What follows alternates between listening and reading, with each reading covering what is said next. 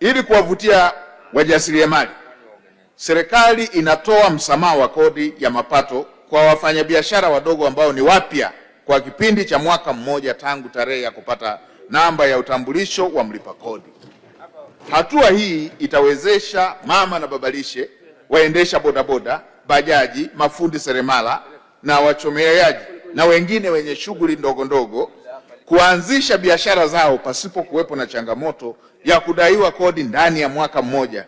Muda huo tunatoa fursa ya kujiimarisha katika biashara zao wanazozianzisha. Mheshimiwa Spika, tumetolea mfano huu kwa wafugaji ambao wanajua namna ya kukuza vindama vyao ili baadaye waweze kupata maziwa.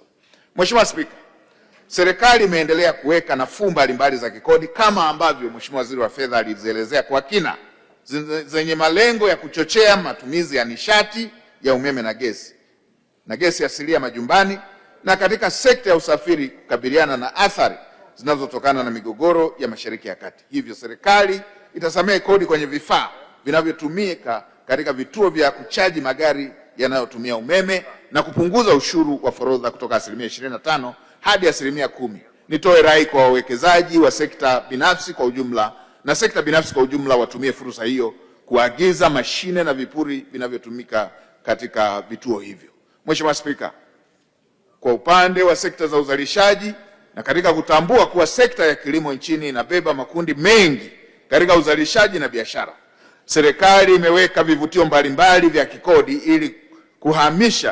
ili kuhamasisha kilimo na matumizi ya mbegu za mafuta zinazozalishwa hapa nchini.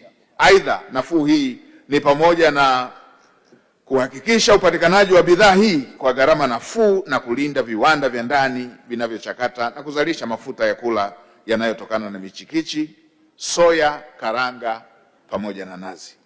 Mheshimiwa Spika, serikali itaendelea kuweka mazingira bora kwa kuhakikisha kuwa viwanda vya ndani vinazalisha na kuwa na ushindani dhidi ya bidhaa zinazoagizwa nje ya nchi. Hatua hiyo ni sehemu ya kuongeza kiwango cha ushuru wa forodha kwenye bidhaa mbalimbali zinazoagizwa toka nje ya nchi kwa lengo la kulinda viwanda vya ndani na kuhamasisha uwekezaji wa ndani na uzalishaji wa ndani. Mheshimiwa Spika, niendelee kutoa rai kwa Watanzania wote kutumia nafuu hizi za kikodi zilizotolewa na serikali kupitia hotuba nzuri aliyoisoma Mheshimiwa Waziri wa Fedha kuongeza uwekezaji katika sekta za uzalishaji badala ya kutafuta tu faida binafsi ambazo haziwanufaishi Watanzania walio wengi.